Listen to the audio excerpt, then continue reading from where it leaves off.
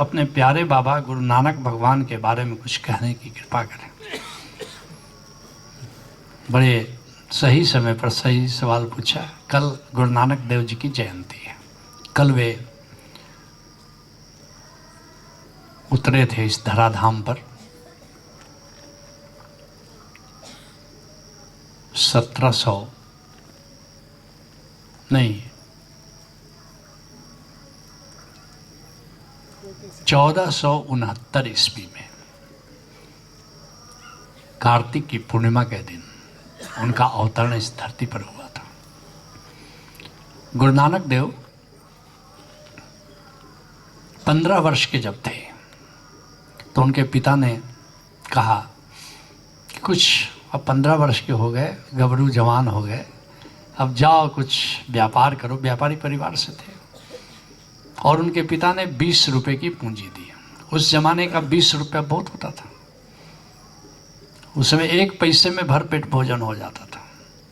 उस जमाने की बात छोड़ो, मैं 1961 में आरा जैन कॉलेज में था और हॉस्टल में रहता था और पूरे महीने भर का नाश्ता, लंच, डिनर करने के लिए 28 रुपया दो आना लगता था।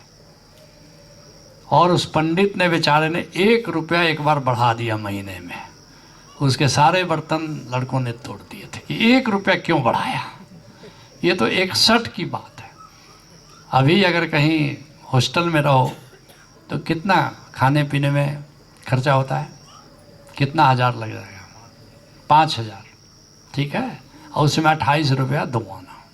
जब अभी 61 और 2010 में इतना हो गया तो 61 के पहले गुरु नानक देव जी के ज़माने में जहाँ 1 पैसा में 1 पसेरी धान मिलता था, 1 पैसा में, वहाँ 20 रुपया दिया उनके पिताजी ने कि जाओ कुछ धंधा करो। और 20 रुपया ले करके जब चले तो कबीर साहब बैठे हुए थे और 20 साधुओं की टोली थी, साधुओं की 20-22। तो नानक देव जी बच्चे में भी बड़ा प्रकाशवान दिखाई देते थे, लाट चमकता था। तो कबीर साहब ने बाले इधर आओ, कहाँ जा रहे हो? उन्होंने कहा कि मैं जा रहा हूँ कुछ व्यापार करने, कुछ अच्छा सौदा। पिताजी ने कहा कि देख के कुछ अच्छा सौदा करना। कबीर साहब ने कहा कि मेरे पास भी एक सौदा है, देखोगे? तो नानक देव जी ने कहा कि आपके पास सौदा है? दिखाई तो नहीं देता है, देखोगे? देखना चाहोगे? नानक देव जी ने कहा दिखाइए महाराज। तो उनका कि ये सौदा आंख खोल के नहीं देखा जाता है, आंख बंद करके देखा जाता है। तो आंख बंद करो। और बंद करके उन्होंने ललाट पर हाथ रखा और कहा सुनो। और अनाहत नाद सुनाई पड़ना, आत्मा का संगीत सुनाई पड़ना शुरू किया। ओंकार दीक्षा दे दी उनको। कहा कुछ सुनाई पड़ रहा है? कहा कि हाँ महाराज, यही है, यही है सौदा। और ये अच्छा सौदा नहीं है, ये सच्चा सौदा है। आँख खोलो। नानक देव जी से पूछा दाम लगाओ सौदा का। नानक देव जी ने कहा महाराज आपका सौदा तो अमूल्य है, इसकी कीमत नहीं लगाई जा सकती, लेकिन मेरे पास पूंजी केवल पिताजी ने 20 ही रुपये दिया था, तो ये आपके चरणों में रखता हूँ। रख दिया। अभी कहानी लोगों ने बना लिया कि भोजन करा दिया 20 रुपया से। ये 20 साधु 20 रुपया का भोजन कर सकते थे उन दिनों, जब 1 पैसा में 1 पसेरी धान जहाँ मिलता था। सारा ये प्रतिभा गुरु नानक देव जी। माना कि जब घर गए तो पिताजी ने थप्पड़ थपड़ी किया कुछ, भाई कोई पिता कहेगा सारा पूंजी एक लड़के को दे के जाकर व्यापार करो, आज साधुओं को दे आया हो। आज भी कर्मा गांव में अगर कोई जाए और सारा 20 लाख रुपया दिया कि जाओ कुछ व्यापार करो, वो जाके किसी साधु को दे आए, तो कालू मेहता उनके पिताजी ने थपड़ा थपड़ी की थी, यहाँ तो लोग मारी डालेंगे। 20 लाख गंवा के चलाया बेवकूफ़ कहीं का। ऐसे थे गुरु नानक देव जी। और 36 वर्ष के जब हुए उन्होंने नौकरी शुरू की थी, करीब 22 साल के थे। प्राइवेट जॉब था, सुबह 7 बजे से नौकरी थी, रात 9 बजे तक चलता था। लेकिन गुरु नानक देव जी 3 बजे उठ जाते थे। वहाँ काली बेल नदी है, सुल्तानपुर लोधी में मुझे जाने का मौका 2-3 बार में बल्कि मैं गया हूँ। और वहाँ एक बेर का पेड़ है और वहाँ उस नदी में 3 बजे नहाते थे और वहाँ बेर के पेड़ के नीचे बैठ के अपनी साधना करते थे 3-4 घंटे। और 22 साल की उम्र से उन्होंने शुरू किया और 14 साल लग गया। 14 साल गुरु नानक देव जी को लगा और 36 वर्ष की उम्र में वो परम ज्ञान को उपलब्ध हुए। 14 साल लगा। हमसे लोग पूछते हैं कि ओशो धारा में साधना कितनी है। मैंने कहा 21 तल करना होगा, 7 साल लग जाएंगे। और ये बाप रे 7 साल। मैंने कहा कि भगवान महावीर को कितना ही साधना करनी पड़ी थी, 12 साल। गौतम बुद्ध को कितना करना पड़ा था, 6 साल। गुरु नानक देव जी को कितना पड़ा था, 12 साल। कितना हुआ, 8 6 14 साल। गुरु नानक 14 साल। और यहाँ 7 साल भी तुम्हें बहुत लगता है, जबकि उन लोगों ने जो साधना की थी, कितनी साधना की थी। तुम तो अपना सब काम धंधा करते हो, उसके बाद करना है। गुरु नानक देव जी जब 36 वर्ष के थे तब उनको परम ज्ञान प्राप्त हुआ। और फिर तो कबीर साहब को धन्यवाद देने पहुँचे, अमरकंटक पहुँचे। उन दिनों पता लगाते लगाते हो गए। अमरकंटक में एक बट का वृक्ष है जहाँ पर दोनों का मिलन हुआ। वहीं ओशो धारा की पहली ध्यान समाधि शुरू हुई। और मेरा भाव था, मेरे साथ संगियों से मैंने कहा था कि गुरु नानक देव जी का एक फ़ोटो ले आओ। मैं चाहता हूँ कि पहली अनहद दीक्षा में उनके चित्र की उपस्थिति में दूं। लेकिन हमारी इस बात को हमारा जो कलीग था उसने सीरियसली नहीं लिया, तो लाया ही नहीं। मैं बड़ा उदास हुआ कि देखो इसने मेरी बात नहीं मानी। लेकिन वहाँ जहाँ पर नाथ दीक्षा देनी थी, उस जो एक पुजारी तैयार हुआ था, उसका गुरु आ गया और उसने सुना कि ओशो वाले यहाँ पर आ रहे हैं प्रोग्राम करने। उसने अपने शिष्य को बहुत डांटा डपटा कि तुमने क्यों दे दिया इस मंदिर को। जब हम लोग पहुँचे तो शिष्य माफ़ी मांगने लगा कि गुरु नाराज हो गया है। कोई बात नहीं है, कहाँ चला जाए।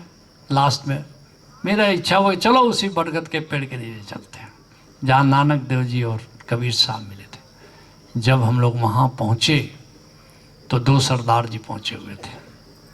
उनका आओ बादशाह आप ही का इंतज़ार कर रहे थे। और सब मेरा चरण छू करके दोनों सरदारों ने प्रणाम किया और कहा कि आपके लिए आसन लगा के रखा है। हम लोग 21 लोग थे और एक वहाँ मुख्य आसन लगा दिया था हमारे लिए। और मुझे आश्चर्य हुआ कि हम 21 थे, हमारे साथ 21 थे, 21 ही बोरे बिछे हुए थे और एक मुख्य आसन लगाया। तो मैंने कहा आपको पता था? बोला हाँ हमको पता था, हम तो अमृतसर से आए हैं। रात वो 3-4 रोज पहले नानक देव जी ने खुद आके हुक्म दिया था कि मेरे कुछ बंदे पहुंचने वाले, तुम वहाँ जाओ। और मैं इसलिए पहले वहाँ नहीं गया था कि झाड़ झंखाड़ जंगल बहुत था वहाँ पर, सांप वगैरह का भी चक्कर। और वहाँ उन्होंने बिल्कुल साफ़ सफाई कर करके 21 बोरी बिछा करके एक उठा के, और सबसे बड़ी बात गुरु नानक देव जी की तस्वीर भी लगा रखी थी वहाँ पर। और जब सब कुछ हो गया मुझे लगा विचित्र बात है। फिर जब सब कुछ हो गया तो मैंने उनसे पूछा कि आप लोग कैसे, तब वो डिटेल में बताया कि कैसे गुरु नानक देव जी ने स्वप्न दिया और कैसे हम लोग यहाँ पर आए। चलो फिर हम लोग नाथ दीक्षा के बाद चले आए, वहीं नाथ दीक्षा हुई पहली। लेकिन फिर मेरे मन ने सवाल उठाया कि कहीं उन सरदारों ने वहाँ पर जाकर के कुछ मंदिर या गुरुद्वारा बनवाना होगा, ये कहानी तो नहीं कर ली। देखो मन कैसा प्रश्न उठाता है। तो फिर अपने लोगों के साथ मैं फिर गया करीब 7 दिन के बाद। वो देखा कि वो तो झोपड़ी उन्होंने बनाया, तो सब झोपड़ी उपड़ी तोड़ दिया। वहाँ एक कबीर पंथी बैठा था, क्योंकि कबीर पंथियों का वहाँ कुछ है बना हुआ। मैंने कहा वो क्या हुआ वो दोनों सरदारों का? बोले आप लोग गए, वो लोग भी तोड़ ताड़ के चले गए झोपड़ी। केवल इसी उद्देश्य को लेकर के आए थे। उस दिन मुझे लगा दूसरी बार कि गुरु नानक देव जी मेरे साथ साथ कुछ करते हैं, चलते हैं। पहली बार कब हुआ? 13 जनवरी 1997 को रात में जब गुरु नानक देव जी ने दर्शन दिया और नाद दीक्षा मुझे दी, तब उस समय लगा कि गुरु नानक देव जी ने ऐसा नाद दीक्षा दिया। दूसरी बार अमरकंटक में लगा और उसके बाद तो पता ही चला कि गुरु नानक देव जी मेरे स्पिरिट गाइड हैं। तब से तो उनका साथ निरंतर निरंतर चल रहा है। ऐसे गुरु नानक देव जी को जो मेरे स्पिरिट गाइड हैं, जो मुझे जिन्होंने नाद दीक्षा दी, मेरे गुरु ही हैं। और सबसे बड़ी बात कि ओशो धारा को उनका बराबर मिलता था। मगर रहस्य की, परम रहस्य की बात आज तुमसे मैं बताना चाहता हूँ कि मुझे हाल ही में पता चला कि वास्तव में गुरु नानक देव जी और ओशो एक ही हैं, एक ही हैं। और ये रिसर्च ऐसे गया कि जब ओशो की अनुभूति हुई और जो हम लोग कैमरा से खींचते हैं ना, तो बिल्कुल गोल्डन आता है गुरु नानक देव जी का। और एक बार जब ओशो की अनुभूति हो रही थी, डिजिटल कैमरा आया तो उसने जो फोटो, वो जो ऑर्ब लिया वो भी गोल्डन था बिल्कुल, और बिल्कुल एक तरह का था। ऑर्ब से मैंने पकड़ लिया कि अच्छा, कभी वे नानक बता करके आते हैं, कभी ओशो बता करके आते हैं, मगर हैं दोनों एक। लेकिन हमें भी वो थोड़ा बहलाने की कोशिश कर रहे थे कि दोनों दो हैं।